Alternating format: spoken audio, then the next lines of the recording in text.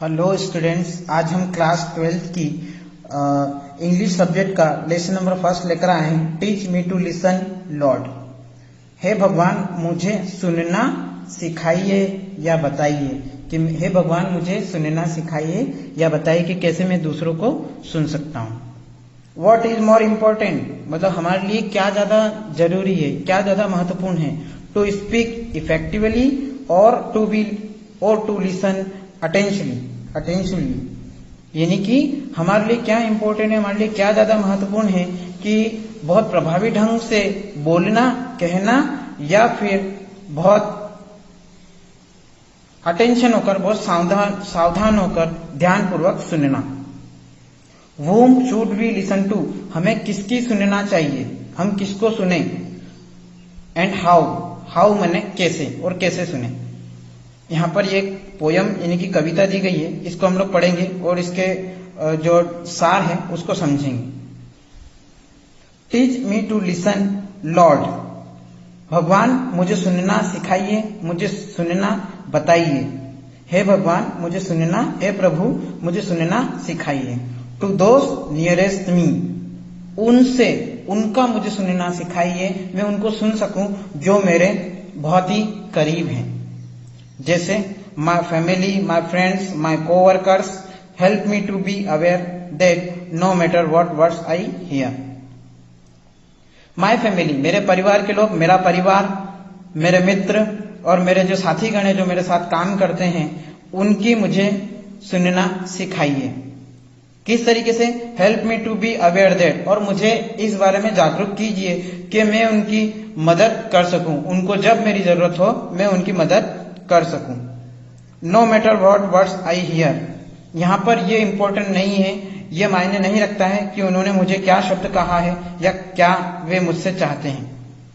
The message is accept the person I am listen to me, message यानी कि संदेश केवल यही है, मैं यही कहना चाहता हूं कि मैं उस पर्सन को, उस सामने वाले व्यक्ति को स्वीकार करूं, उस व्यक्ति की जो भी जरूरत है मैं उसको पूरा कर सकूं और उसे स्वीकार करूं। लिसन टू मी, कृपया मेरी सुनिए, वे मुझे सुन सकें।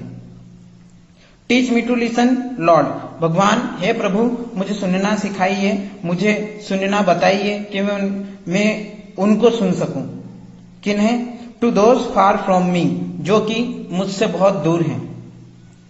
The whisper of the hopeless यानी कि जिसके पास कोई आशा नहीं है, जो निराशा में पड़े हुए हैं, जिनके पास कोई उम्मीद नहीं है, उनकी आवाज को मैं सुन सकूं।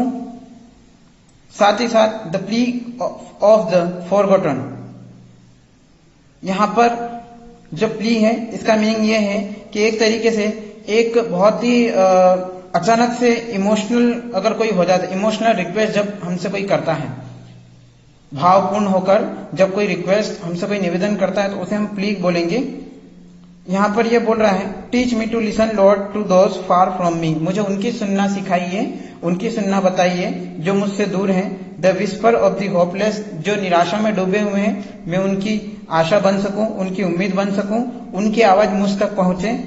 The plea of the forgotten, जो लोग मुझे भूल चुके हैं, उनकी जो एक भावुक निवेदन होता है मैं उसको सुन सकूं, समझ सकूं। द क्राई ऑफ द एंग्यूस्ड, और जो रो रहे हैं या जो बहुत ही दुख में पड़े हैं, और जो लोग बहुत ही ज्यादा दुख में पड़े हैं या एक तरीके से पागल हैं, जिनका दिमाग काम नहीं करता है, या जो लोग खुश नहीं हैं, उनकी मैं मदद कर सकूं।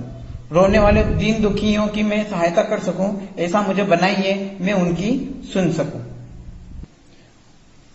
Teach me to listen Lord, मुझे ये सिखाइए कि मैं किस प्रकार सुनूं। टू माई सेल्फ, मैं खुद से कैसे सुनूं, मैं खुद अपने आप को कैसे सुनूं या समझूं। Help me to be less afraid, मुझे कम से कम डरने वाला बनाइए, अफ्रेड में भयभीत नहीं रहूं। To trust the voice inside in the deepest part of me, कि मैं मेरे गहराई में डूबे हुए उस बहुत ही शरीर के उस हिस्से की आवाज भी सुन सकूं जो कि मेरे अंदर है और मैं उस पर भरोसा कर सकूं, मेरे अंतरात्मा की आवाज को मैं सुन सकूं। Teach me to listen Lord, मुझे सुनना सिखाइए या समझाइए। हे प्रभु मुझे सुनना सिखाइए। फॉर योर वॉइस, आपकी आवाज के लिए, in busyness and boredom, in certainty and in doubt, कि जब कोई व्यस्त रहे या बहुत ही ज्यादा एक तरीके से फ्री रहे, या इसके अलावा सर्टेनिटी जहां निश्चितता बन जाती है, या जब कोई जहां कहीं मुझे कोई शंका हो, इन नॉइज एंड इन साइलेंस, जब वहां कोई शोर हो या वहां पर एकदम शांत वातावरण हो। Teach me to listen Lord, तब मैं किसी की आवाज को सुन सकूं, किसी दीन दुखी की दिल से निकली हुई आवाज को सुन सकूं। ऐसा मुझे बनाइए, मैं ऐसा सीख सकूं, मुझे ऐसा बनाइए। हे प्रभु मुझे सुनने की शक्ति प्रदान करो। इस तरीके से ये पोयम यहाँ पर लिखी गई है। इस पोयम के बारे में हम लोग पढ़ लेते हैं। We know the difference between hearing and listening, हम जानते हैं कि सुनना और समझना बहुत ही इंपॉर्टेंट है। इन दोनों के बीच में कितना डिफरेंस है। हियरिंग मतलब सुनना और लिसन का मतलब भी सुनना। It is widely accepted that listening is a skill that is acquired through dedication and practice. हम ये पूरी तरीके से स्वीकार किया जाता है कि लिसनिंग, सुनना जो है एक प्रकार की एक कला है, एक गुण है जो कि लगभग सभी में पाया जाता है। जो किसके साथ पाया जाता है? डेडिकेशन, हमें तत्पर दृढ़ रहकर और लगातार प्रैक्टिस करके हम उसको सीख सकते हैं। It is said that a good person is invariably a good listener, हम ये कह सकते हैं कि एक अच्छा व्यक्ति एक बहुत ही अच्छा लिसनर, अच्छा श्रोता हो सकता है। The poem in the form of prayer tells us to be good listeners, हमें यह पोयम एक अच्छे लिसनर के बारे में बताई गई है। हमें अच्छा श्रोता होना चाहिए। इसके लिए हमें सबसे पहले जो भी बातें हमें कही जा रही है उसके बारे में हम शांत पूर्वक सोचें। We should begin by listening to those who are the nearest, हमें सबसे पहले उनकी सुनना चाहिए या शुरू करना चाहिए जो कि हमारे करीबी हैं। We may find out that although they do not speak it aloud yet they all want our attention and recognition, क्योंकि वे वो लोग हो सकते हैं जो कि हमारे बहुत ही निकट के होते हैं, बहुत ही करीबी होते हैं, लेकिन वे हमें जोर से नहीं कह सकते या हमें बता नहीं सकते, लेकिन फिर भी हमारा अटेंशन यानी कि हमारा ध्यान अपनी ओर चाहते हैं कि हम उनकी परवाह करें, हम उनकी बातों पर ध्यान दें। The poem tells us to heed the voices which may not be within our shot. They are the voices of the people who are oppressed, who are suffering, and who cannot tell us their woes. We should reach them and listen to their plea. The poem, यह कविता हमें बताती है कि हमें हमारे दिल की गहराई में बसी हुई आवाज को सुनना होगा, समझना होगा, जो कि हमारे कानों के द्वारा नहीं पहुंच सकती। They are the voices of the people, वे उन लोगों की आवाज हो सकती है जो ऑप्रेस्ड, एक तरीके से दुखी हैं या संवाद में बैठे हुए हैं, या इसके अलावा सफरिंग, जो कि बहुत ज्यादा तकलीफों में है, बहुत ज्यादा दुखों में है, या इसके अलावा वे लोग हैं जो कि अपनी तकलीफों को किसी को बता भी नहीं सकते हैं। We should reach them and listen to their plea, हमें वहां पर जाकर उनके दिलों में छिपी हुई गहराई को, दुख को, दर्द को समझना होगा और उसे सुनना होगा।